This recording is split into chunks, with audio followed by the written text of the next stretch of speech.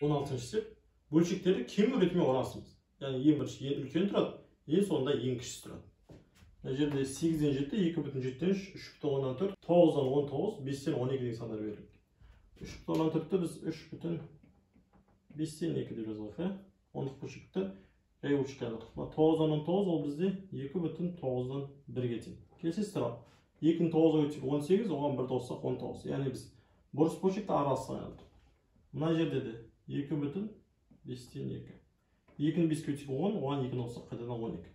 Енді қараңыз, 8-ден 7, 2,7-ден 3, 3,5-тен 2, 2,9-дан 1, 2,5-тен 3. Бұл сандардың ішінде ең үлкені қайсы? 3,5-тен 2. Яғни ең бірінші сан ол бізде. 3,5-тен 2 ол 3,14 кетеді. 3,14 болу керек. Бізде 4 нұсқада 3,14 тұр, тек бір нұсқада ғана 2,7-тен 3 тұр. Яғни бір жауабы емес. Біз бір жауапты тастаймыз. Мұна бұған назар аударыңыз. 4 жауап бар. Ал енді ең кішісін табайықшы. 8-ден 7, 2,7-ден 3, 3,5-тен 2, 2,9-дан 1, 2,5-тен 2. Ең үлкен 3,5-тен 2 болды. Мыналардың барлығында да 2 бүтіндері бар. Мына жерде ешқандай бүтіні жоқ, яғни жай бөлшек қана. Ең кіші сан ол 8-ден 7, ол бір бүтінге де жетпейді. Ең соңғы жауаптарын қараймыз, қай жерде 8-ден 7 бар.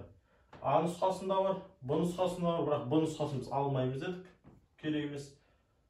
С нұсқасында 8-ден 7 жоқ, бұны да алмаймыз. Д нұсқасында 8-ден 7 бар, Е нұсқасында 8-ден 7 жоқ, бұны да алмаймыз. Яғни бізде не қалды?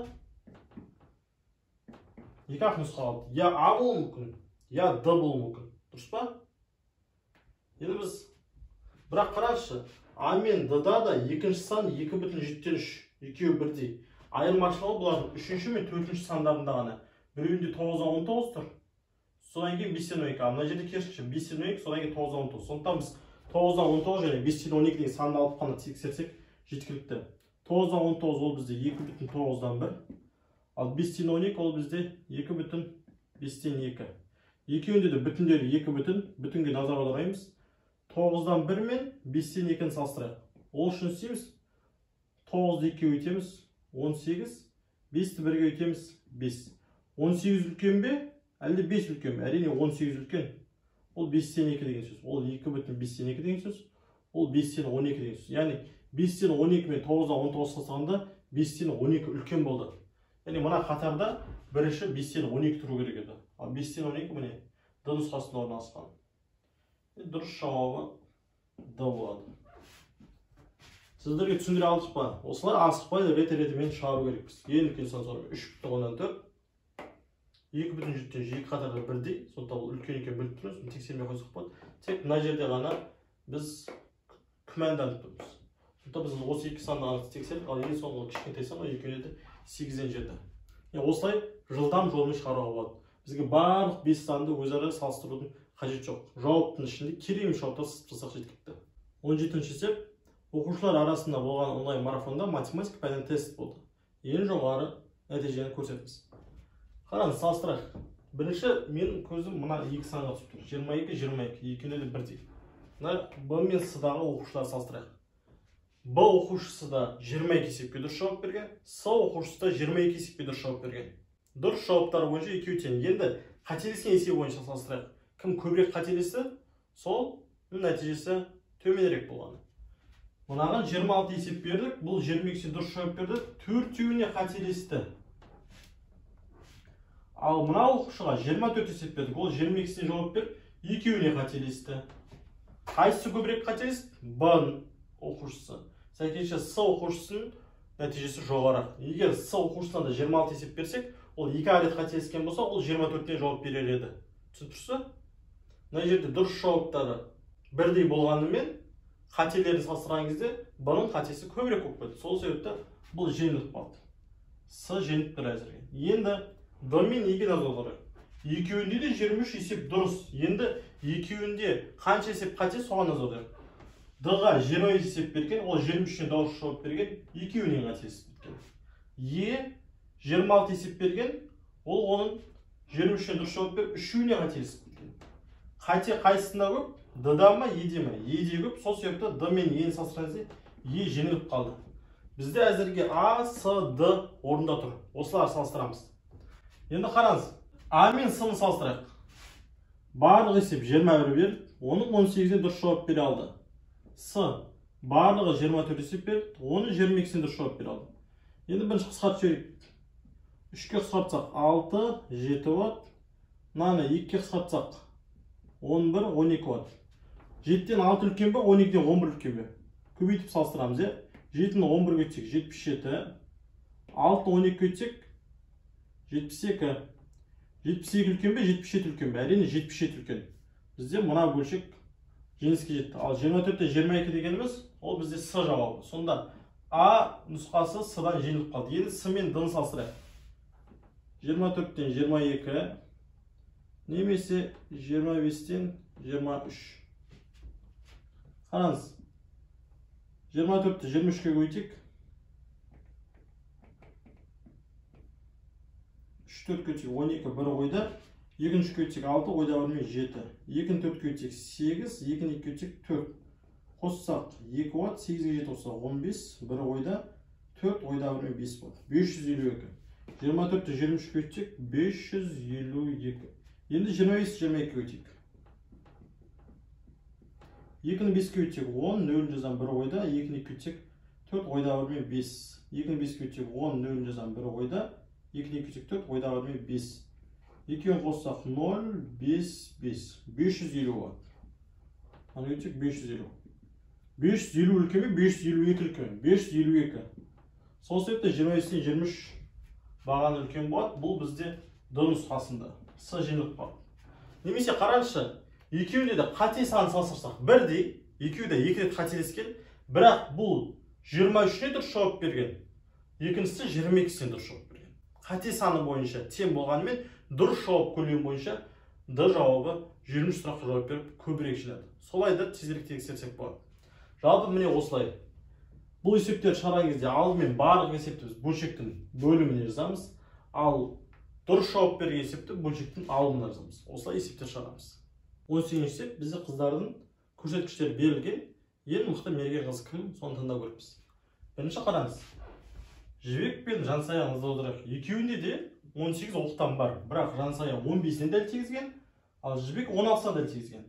Сондықтан кімнің нәтижесі жақсырақ? Әрине Жібектікі. Себебі бұл 2 рет қателескен, бұл 3 рет қателескен. Сондықтан Жансая бізде жеңіліп қалды. Енді мына жерде ең қысқа жол былай. Қателерін санаймыз.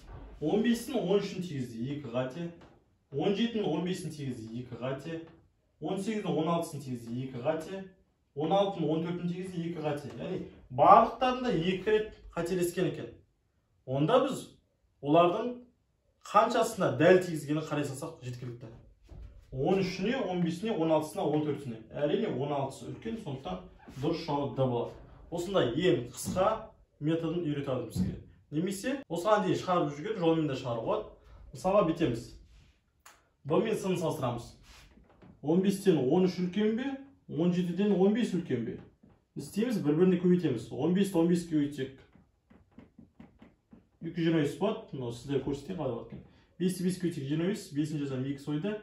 5-ті 1-ге көбейтсек 5, ойдағы 2 мен 7. 5-ті 1-ге көбейтсек 5, 1-ді 1-ге көбейтсек 1. Қосамыз 5, 7-ге 5, 12, 2-сін жазам 1 ойда. 1 түседі, бірақ ойда 1 мен 2 болып түседі. Яғни мына 220. Енді 17-ні 13-ке көбейтеміз. 3-ті көбейтсек 21, 1-ін жазам 2 ойда. 3-ті 1-ге көбейтсек 3, ойда 2 мен 5. 1-ді 7-ге көбейтсек 7, 1-ді 1-ге көбейтсек 1. Қосамыз 1, 7-ге 5 қоссақ 2, 1-і ойда. 1 түседі, ойда 1 мен 2. 221. 220 үлкен бе, 221 үлкен бе? Әрине 220. Ал ол 17-ден 15 деген бөлшек. 17 оқтың 15-ін тигізсе ол ботагөз. Сондықтан біз аминаны жеңілгендер қатарына қоямыз. Енді біз Д мен Е-ні салыстырайық. 18-дің 16-сы, 16-ның 14-і. Екеуі де 2-ге қысқарады. 9-дан 8 болады, мынау 8-ден 7 болады. Енді көбейтейік. 9-7 көбейтсек 63, 8-8 көбейтсек 64. 64 па 63 пе? Қайсы үлкен? Әрине 64. Ол 9-дан 8, 9-дан 8 дейміз, 18-ден 16. 18 оқтың 16-дан 8 ол Жібек, сондықтан Алина ойыннан шығып кетеді. Енді бізде әзірге жеңіп тұрған Ботагөз бен Жібек екеуін салыстырамыз. 17-ден 15, 18-ден 16. Мына екеуі 2-ге қысқарады. 9-дан 8. Енді салыстырамыз. 17-ні 8-ге өтеміз. 8 7 өтсек 56, 6-сын жазам 5 ойда, 8 1 өтсек 8, ойда 5 пен 13. 17-ні 8 өтсек 136 болды. Енді 15-ті 9-ға өтеміз. 9-ды 5 өтсек 45, 5-ін жазам 4 ойда, 9 1 өтсек 9, ойдағы 4 пен 13. 135. 135 үлкен бе, 136 үлкен бе? Әрине 136. Сондықтан ол 18-ден 16 деген бөлшек, және 18 оқтың 16-сы жеңді, ол жібек. Отауға жеңіп қалды. Осылай да шығаруға болады. Егер мына 2 рет қателесті, яғни бәрінде де қателік саны бірдей, онда дұрыс жауабын қараймыз дегенге кішкене түсінбей тұрсаңыз, онда стандартты жолмен үйреткен асықпай, бір-бірін шеттеріне көбейтіп, шыққан нәтиже төбелерін жазып салыстыруға болады. Ең бастысы мына жерде сіз жібектен мықты мерген екенін таба алсаңыз болғаны. Енді уақытты экономдау ол бізге өте пайдалы болады. Сіз айтыңызшы, бұл есеп қалай шықты? 19-ші есеп. Баскетбол үйірмесіне 56 адам қатысады. Қыздар 18-ден 3 бөлігін құрайды. Сұрақ, ұлдар саны қанша? Бірінші біз қыздардың санын табамыз. Ол үшін істейміз, барлық оқушыны көбейтеміз 8-ден 3-ке. Яғни 8-ден 3 бөлігін тап дегіз. Бұны былай түсінуге болады. 56-ны 8-ге бөлеміз, 8 бөлікке. Соны 3 бөлігін таңдаймыз. Қараңыз.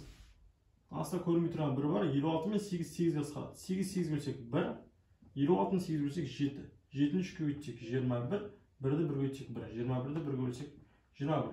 21 бұл қыздардың саны. Түсініп тұрсыз ғой? Енді сізге сұрап тұр. Ұлдардың саны қанша деп. Бірақ мына жерде 21 деген жауап бар. Балдар асығып мына шығарып тез белгілеп кетеді 21-ді көрген бойда. Олай жасамаңыз, себебі сұрақ қана жазады. Сұрақ ұлдарды сұрап тұрғаннан соң сіз барлық оқушының санын азайтасыз қыздарды. Алттан біз жазсақ 5, 5-тен 2 жазсақ 3, 35. Яғни 35 ол бізде ұл балалардың саны. Сізден де ұлдардың саны сұрап тұр, сондықтан бір жауабын таңдайсыз. Кейде сұрау мүмкін. Ұлдар қыздардан қаншаға көп деседі. Ол кезде 35-тен тағы да 21-ді іздетіп, солай шығара бересіз араға. Яғни есептің шарты маңызды. Мына жерде мынау түсінікті ғой, 5-ші класс бітіріп 6-ші классқа көшкендіктен сіз бұны түсіну керексіз. Немесе бұны былай да түсіндіру бар. 56 адамды 8 топқа бөлеміз. Қараңыз. Бүйтіп жасайық. Міне. 8-ге бөлдік. 8-ге бөлгенде әр бөлікте қанша адамнан болады? 7 адамнан болады, 56-ны 8 бөлсек 7 ғой. Қараңыз. Осы 8 бөліктің 3-еуі қыздар деп тұр. Қыздар. Ол міне 3 бөлікті алып тұрмыз. 7-ні өз-өзінен 3 қосақ неше болады? 21 болады. Ал қалғаны ұлдар деп тұр. Қалғаны міне мына бөлік. 2, 3, 4, 5 бөлік. 7-ні 5-ке өтсек 35. Сондықтан міне 35 осылай шықты. Немесе бүйтесіз. 3-еуі қыздар екенін біліп тұрсыз, бұған назар аудармайсыз, қалғанын санайсыз сразу. 1, 2, 3, 4, 5, 7-ні 5-ке өтсек 35 дейсіз де. Бұл қалғаны. Яғни ұлдар деп 35-ті белгілейсіз. Бұл есеп енді қатты күрделігі жатпайды. Егер сіз 5-ші класты жақсы аяқтаған болсаңыз, бұл есептен проблема болмау керек. 20-ші есеп. 7-ші сыныпта барлығы 114 оқушы бар. Оның ішінде ұлдар 19-дан 11 бөлігін құрайды. Қыздар саны қанша? Алдымен істейміз. 114-ті көбейтеміз 19-дан 11-ге. 114-ті аста көрінбей тұрған 1 бар. 19 мен 114-ті қысқартамыз. 19-19-ға бөлсек 1, 114-ті 19-ға бөлсек 6 болады. 6-ны 11-ге өтсек 66, 1-ді 1-ге өтсек 1 болады. 66-ны 1-ге бөлсек 66. Яғни бізде 66 оқушы ұлдар екен. Ал сұрақ қандай? Сұрақ қыздар сұрап тұр. Яғни 66-тен жауап тұрса, біз оны белгілемейміз. 114-тен азайтамыз 66-ны. 4-тен 6 азайтылмайды, қарсы сұраймыз. 14-тен 6 азайтсақ 8 болады. Мына біріміз 0 оқпады, 0-ден 6 азайтылмайды, 1-ден қарсы сұраймыз 10. 10-нан 6 азайтсақ 4. Мына 1 жоқ болып кетті. Яғни 48 шықты. 48 ол қыздардың саны. 48-ден жауап бізде еде көрсетілген екен. Немесе бұл есептің екінші жолы бар. Барлық ұлдар саны 19-дан 11 болса, барлық 19 бөлікке бөлінген ғой. Яғни қыздар қанша бөлікті құрайды? 19-дан, мына ұлдардың саны азайтсаңыз 19-дан. 19-дан 11 азайтсақ 8. Сонда қыздар 19-дан 8 бөлігін құрайды екен. Яғни біз барлық оқушының 19-дан 11 бөлігін алып, одан азайтып отпаймыз. 1-ден 19-дан 8 бөлігін табамыз. Мына жерде қысқарады. 19-19-ға бөлсек 1, 114-19-ға бөлсек 6, 6-ны 8-ге өтсек 48, 1-ді 1-ге өтсек 1, 48-ді 1-ге өтсек 48 болады. Тағы да 48 шықты. 48 тағы да е жауабында орналасқан. Siz qay әдіспен шығардыңыз? 21-ші сеп. Балалар бізде асық ойнап жарысып жатыр.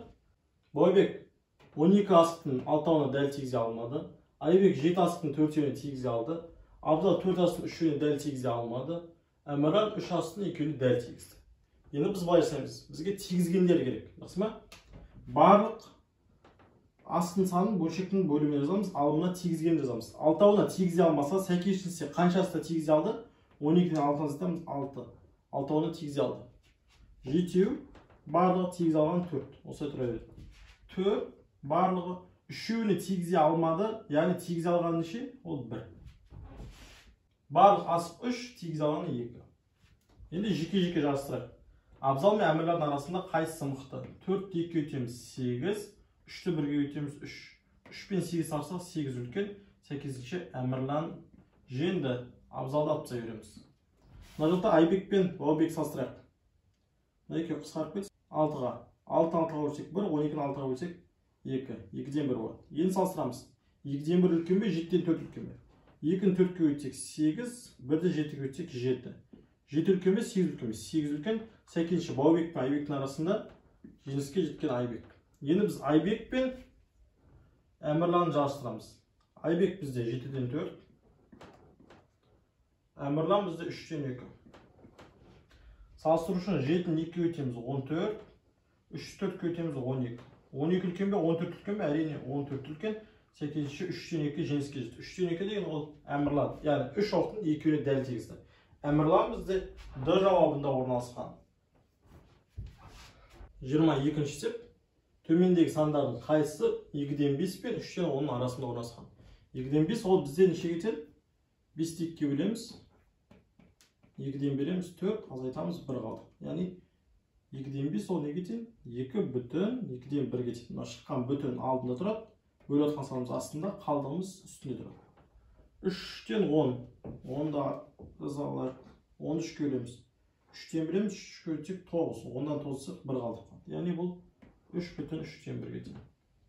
Қай сан 2 бүтін 2-ден 1-ден үлкен, бірақ 3 бүтін 3-ден 1-ден кіші. Нардан қарасақ, 3-ті байқасаңыз болады. 3 2 бүтін 2-ден 1-ден үлкен, 3 бүтін 3-ден 1-ден кіші. Яғни Д жауап. Және басқаша да түсіндіріп көрейік. Мынау 3-ден 10. Бұдан кіші сандар ол 3-ден 9, 3-ден 8 дегендер. Бұдан үлкен сандар ол 3-ден 11, 3-ден 12 деген сияқты. Яғни бөлімі 1-де 3 болып тұру керек, алымы оннан үлкен болу керек. 3-ден 13 кетіп қалады. Мынада үлкен 3-ден 11 де кетіп қалады. Түсініп тұрса? Енді қараңыз. 3-ден 7 болуы мүмкін нарда кішкентай. Бірақ 3-ден 7 мен 2-ден 5 салыстырып көреміз бірінші. Яғни 3-ден 7 бөлшегі ол 2-ден 5 үлкен болу керек. Есеп дұрыс шығу үшін.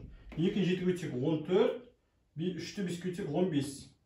Яғни бізде 2-ден 5 деген бөлшек үлкен болып кетті. 3-ден 7 бөлшегі 2-ден 5 үлкен емес. 3-ден 7 керісінше мына жақта орналасады.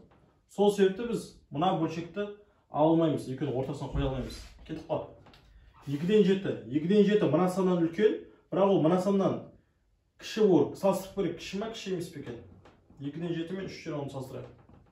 2-ні 10-ға өтсек 20, 3-ті 7-ге өтсек 21. Яғни бұл жерде үлкен сан не болып кетті? 2-ден 7 шығып кетті. А 2-ден 7 ол мына саннан кіші болу керек, ортасына орналасу үшін. Сол себепті бұл жауапта біздің жауаптардың қатарына кірмейді. Яғни жалғыз қалып тұрған сан ол 3.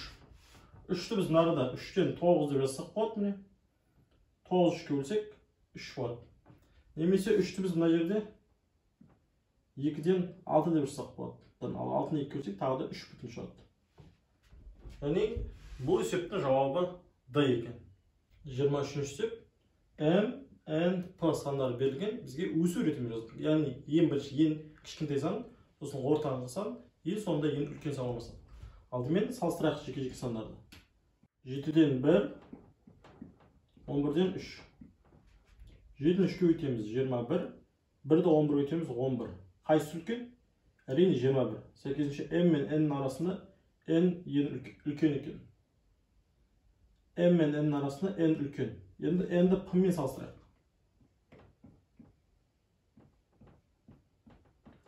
3-ті 23-ке өтсек 69, 11-ді 5-ке өтсек 55.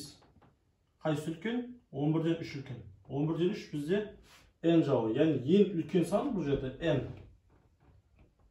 Енді біз m мен p-ны салыстырып, кіші сан таба аламыз. 7-ден 1, және 23-тен 5. 5 7-ге өтсек 35, 1-ді 23-ге өтсек 23.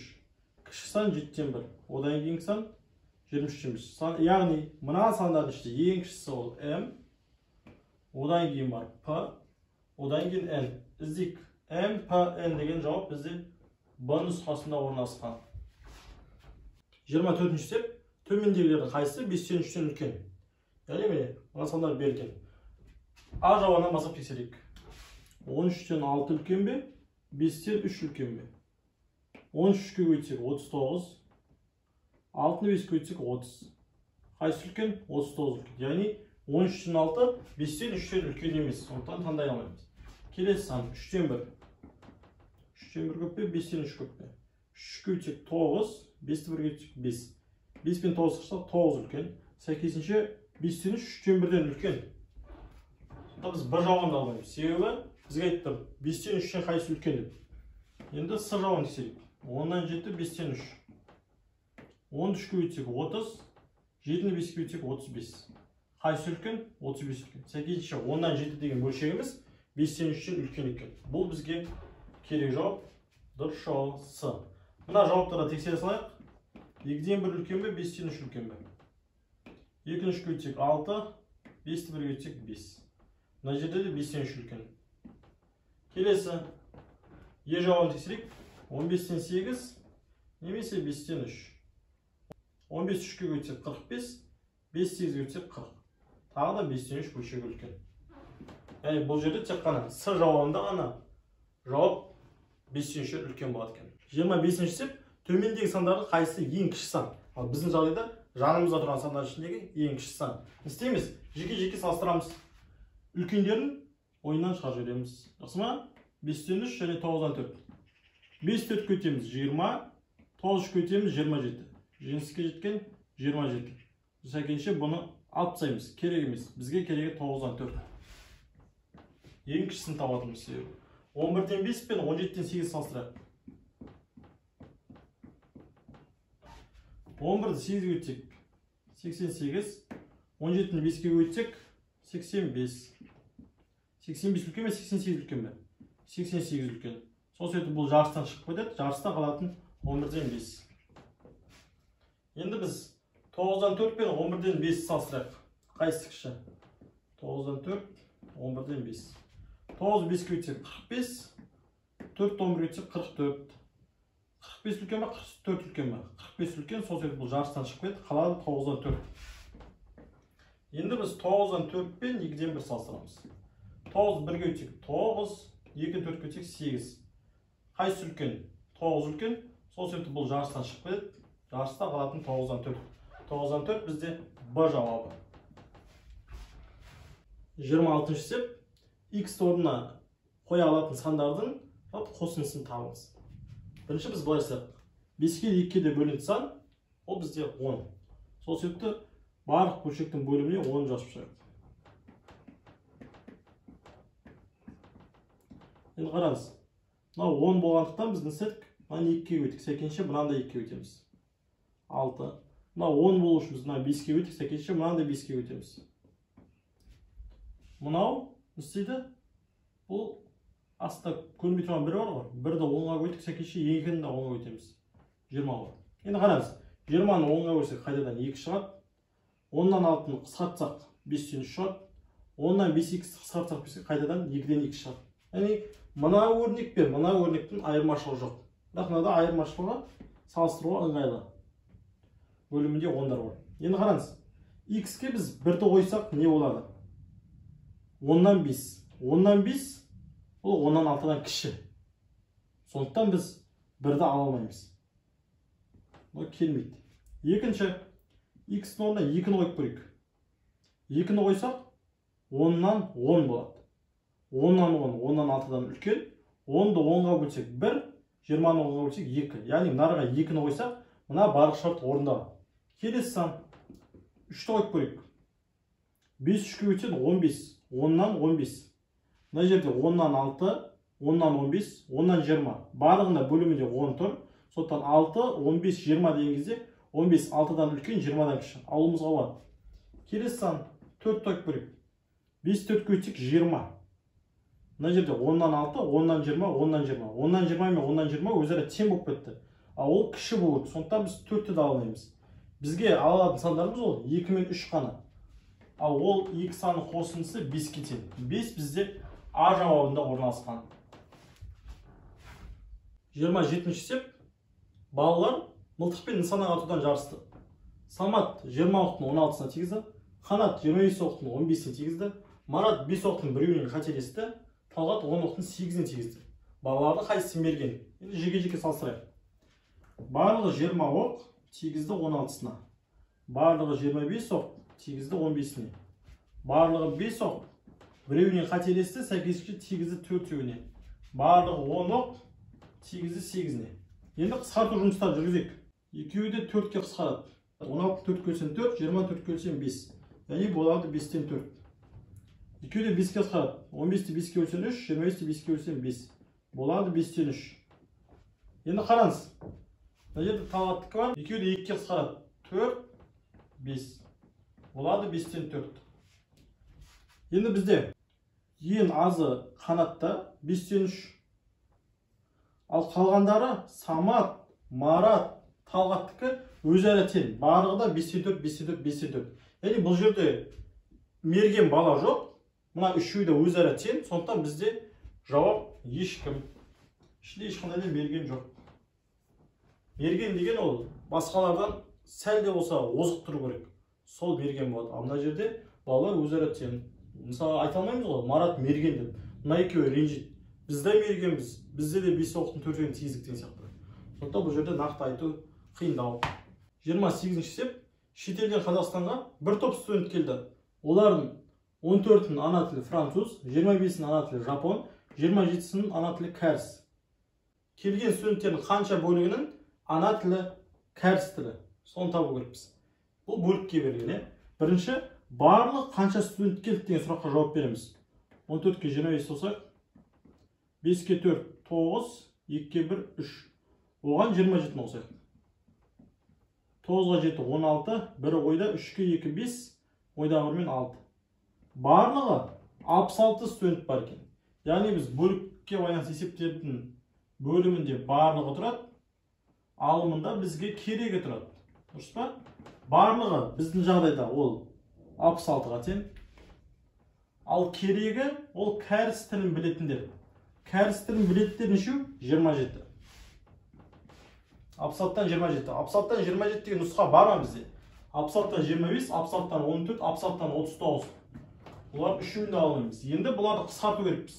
3-ке қысқарды, абсалттын 3-ке қысқартсақ 22, 27-ні 3-ке қысқартсақ 9. Сонда 22-ден 9 деген жауап табамыз. Ол бізде Е жауабында орналасқан. 29-ші есеп. Теңсіздіктердің қайсысы дұрыс? Бұл жерде кез келген нұсқасын алып тексере береміз.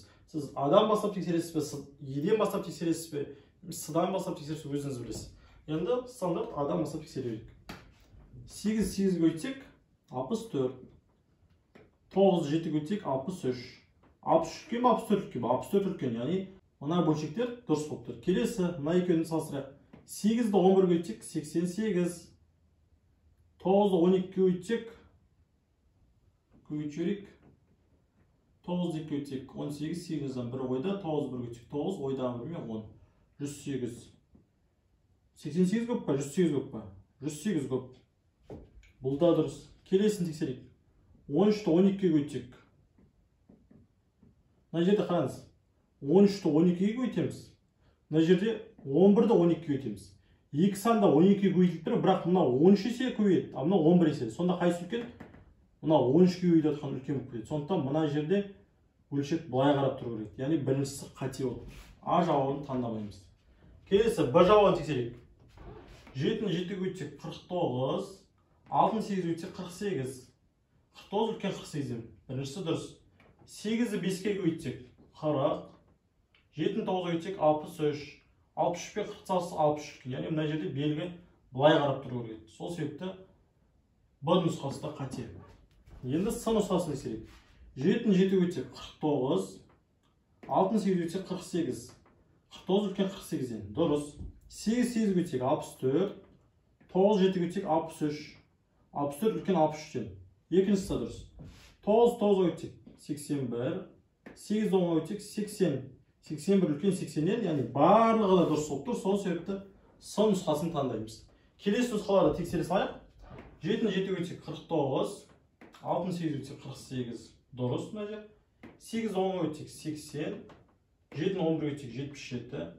Бұл жерде дұрыс. Енді мына жерді тексерейік. 11-ді 8-ге бөлсек 88, 10-ды 13-ге бөлсек 130. Мына жерде 130 үлкен болып кетті. Яғни белгі былай қарап тұру керек. Сол себепті Д-ны таңдай алмаймыз. 10-ды 8-ге бөлсек 80, 9-9-ға бөлсек 81. Біріншісі дұрыс. 9-7-ге бөлсек 63, 8-8-ге бөлсек 64. Мына жерде 64 үлкен. Сол себепті белгі былай қарап тұру керек. Сол себепті Е нұсқасында ала алмаймыз. Жалпы біз барлық нұсқаны тексеріп көрсеттік. Бірақ тесттің үстінде сіз мысалы С-ға келгеніңізде дұрыс екенін таба алдыңыз ба, ары қарай Д мен Е-ні есептемей қойыңыз. Себебі ол сіздің уақытыңызды зорлайды. 30-шы есеп, төмендегі берілгендердің қайсысы дұрыс? Бұл жерде салыстырамыз. Мысалы 6-ны 4-ге бөлсек 24, 5-ті 5-ге бөлсек 25. 25 үлкен 24-тен. Яғни бұл жерде белгі таңбасы былай қарау керек. Керісінше қарап тұр, сондықтан бұл қате. А жауабын алмаймыз. Бұл нұсқасын алайық. Мысалға 1 бүтін 5-тен 4. 5-тен 4 деген ол бөлшек, ол 1 бүтінге де жетпейді. Яғни 5-тен 4 ол 1-ден кіші болу керек. Мынада керісінше 5-тен 4 үлкен етіп қойған. Көріп тұрса 1 үлкен болады кез келген бөлшектен. Сондықтан бұл есеп басылмай жатып қате. 5-ті 5-ге бөлсек 25, 6-ны 4-ге бөлсек 24. 25 үлкен 24-тен. Дұрыс. Кейін 1 бүтін мен 6-тан 5 салыстырып отыр. 1 бүтін үлкен бөлшектен. Дұрыс. Яғни 1-ді біз 6-дан 6 деп алсақ болады. 6-ны 6-ға бөлсек 1 шарт қайтады. 6-дан 5, 6-дан 6. Бөлімдері 6 екеуінде, алымдары 5 пен 6. 5 пен 6 салыстырса тағы да 6 үлкен болады. Яғни С жауабы ең дұрысы. Д мен Е-ні де көре салайық. 6-дан 5 үлкен. 6-дан 5-тен 1 салыстырған кезде 1 үлкен дейді. Дұрыс. Себебі 1 ол бүтін сан, 6-дан 5 бөлшек. 1 мен 5-тен 4 салыстырған кезде 5-тен 4 үлкен деп тағы да жазып қойған. Яғни бұл жерде де 1 үлкен болу керек. 1 мына жақта тұрады. Көріп тұрсыздар ма? Осылай тұру керек. Яғни бұл нұсқада қате. Мына жерде 5-тен 4 пен 1 салыстырған кезде 1 үлкен, дұрыс. Ал егер мына арада 1 мен 6-тан 5 салыстырған кезде ол кезде де 1 үлкен. Мына жерде 6-тан 5 үлкен деп шатасып кеткен. Сондықтан Е нұсқасын алмаймыз. Яғни бұл жерде дұрыс жауап С болады. Сіз бұл есептен қателестіңіз бе? Сіз қандай жолмен шығардыңыз? Жалпы сізге біздің сабақтар қалай болып жатыр? Өз ойыңызды ұзақ бір пікір қылып төменге қалдырыңыз. Сіздердің жазған әрбір пікірлеріңіз бізге шабыт сыйлайды.